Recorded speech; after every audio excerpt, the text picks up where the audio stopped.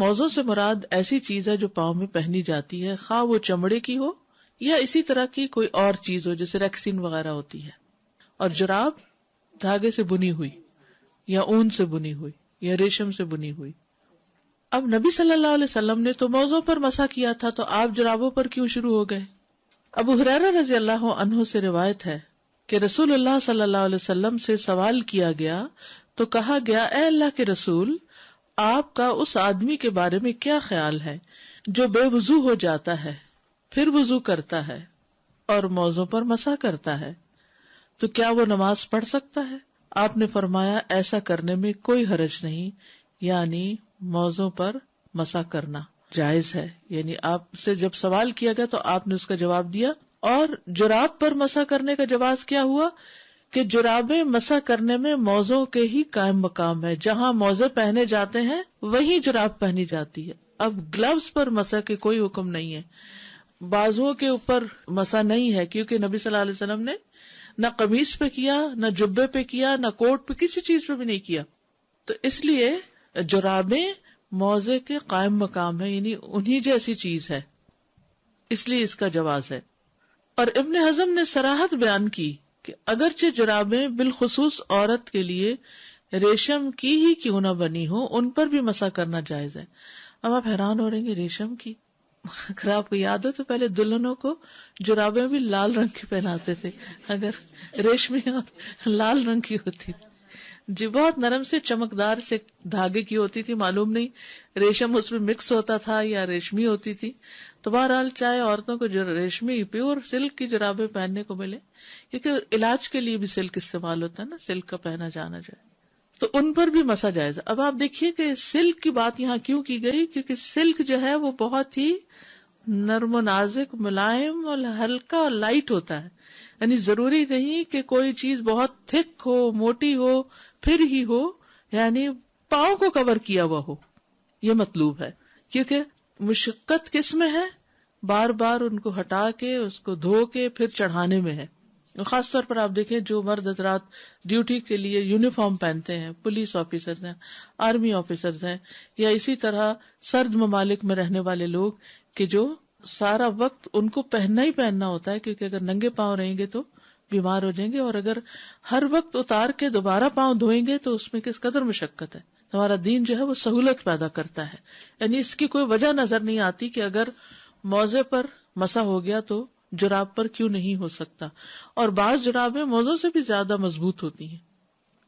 مغیرہ بن شعبہ سے روایت ہے کہ رسول اللہ صلی اللہ علیہ وسلم نے وضو کیا اور جرابوں اور جوتوں پر مسح کیا. اب یہاں پر جوربین کا لفظ آ گیا ہے، ٹھیک ہے، اور پھر نعلین، نعلین جوتا، ٹھیک ہے، جوتے پر سے بھی مسح کیا آپ نے. اب بعض اوقات بچے جاگرز پہنے ہوئے ہوتے ہیں، واکنگ جو شوز ہوتے ہیں، یعنی کسی بھی طرح کے بند شوز جو پہنے ہوئے ہوتے ہیں، یا سنو شوز پہنے ہوئے ہوتے ہیں، تو اب اس میں تسمے کتنے بڑے بڑے، اور بعض تو بالکل یہاں نی تک آ رہے ہوتے ہیں. اس قسم کے بھی جوتے ہوتے ہیں، سنو شوز وغیرہ. یا بہت سارے علاقوں میں، آپ ٹھنڈے علاقے میں رہتے ہیں مگر اس سے بھی ٹھنڈے علاقے ہیں دنیا میں کہ جہاں مسلسل ایسی چیزیں پہننی پڑتی ہیں. حضرت انس سے مروی ہے کہ وہ جرابوں پر ایسے ہی مسح کرتے تھے جیسے وہ موزوں پر کرتے تھے. حضرت انس نبی صلی اللہ علیہ وسلم کے ساتھ کتنے سال رہے ہیں؟ 10 سال. تو انہیں نہیں پتا چلا ہوگا کہ آپ کیا کر رہے ہیں اور کیا نہیں کر رہے. وہ آپ کے حکم کی خلاف ورزی تو نہیں کر سکتے تھے. تو حضرت انس جو ہے وہ بھی جرابوں پر مسح کیا کرتے تھے. ازرق بن قیس کہتے ہیں کہ میں نے انس بن مالک رضی اللہ عنہ کو دیکھا، انہیں وضو کی ضرورت پیش آئی تو انہوں نے اپنا چہرہ اور اپنے ہاتھ دھوئے اور اپنے سر کا مسح کیا اور اون کی جرابوں پر مسح کیا. اب اونی بھی آ گئی، ٹھیک ہے. تو میں نے کہا کیا آپ ان پر مسح کرتے ہیں؟ انہوں نے کہا یہ بھی موزے ہیں لیکن اون کے بنے ہوئے ہیں، یہ بھی موزے ہیں. اور ہمارے ہاں اردو میں اون سے بنے ہوئے کو جرابیں نہیں کہتے، موزے ہی کہتے ہیں نا، ان کو بھی موزے کہا جاتا ہے. تو اس سے کیا پتا چلتا ہے کہ ہر طرح کی جرابوں پر مسح کر سکتے ہیں، پتلی جرابوں پہ بھی کر سکتے ہیں، موٹی پر بھی کر سکتے ہیں، اگر وہ تھوڑی سی اس میں سے کوئی چیز نظر آ رہی ہو تب بھی کر سکتے ہیں، ٹھیک ہے، سلکی پہ بھی کر سکتے ہیں. شریعت کی مقرر کردہ مدت تک مسح ہوگا. مقیم کے لیے اس کی مدت 1 رات دن، جبکہ مسافر کے لیے 3 دن راتیں ہیں. اوکے، مسافر 3 دن تک جرابیں نہ اتارے تو کوئی بات نہیں، 72 آورس. لیکن دوسرا 24 آورس، یعنی دن سے مراد یہ نہیں کہ جب سورج نکلے اور غروب ہو جائے تو دن ختم ہو گیا.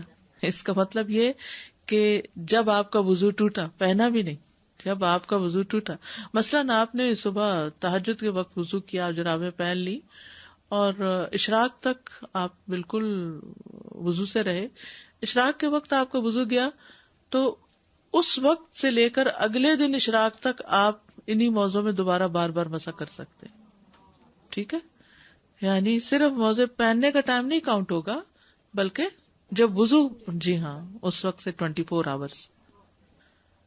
حضرت علی کہتے ہیں کہ رسول اللہ صلی اللہ علیہ وسلم نے مسافر کے لیے 3 دن اور اس کی راتیں اور مقیم کے لیے 1 دن اور 1 رات کی اجازت دی ہے، یعنی جرابوں پر مسح کی مدت. یہ مدت اس وقت شروع ہوگی جب وضو ٹوٹنے کے بعد پہلی دفعہ مسح کیا جائے گا. ٹھیک ہے، یعنی آپ دوبارہ وضو اب کرنے لگے، وضو ٹوٹ گیا پھر مسح کرنے لگے تو اب 24 آور. اور اگر مسح بھی آپ نے 1 گھنٹے بعد کیا تو جب سے آپ کا پھر 24 شروع ہوگا. مقیم کے لیے اس کی مدت 24 گھنٹوں میں ختم ہو جائے گی، جبکہ مسافر کے لیے 72 آورز ہوگی.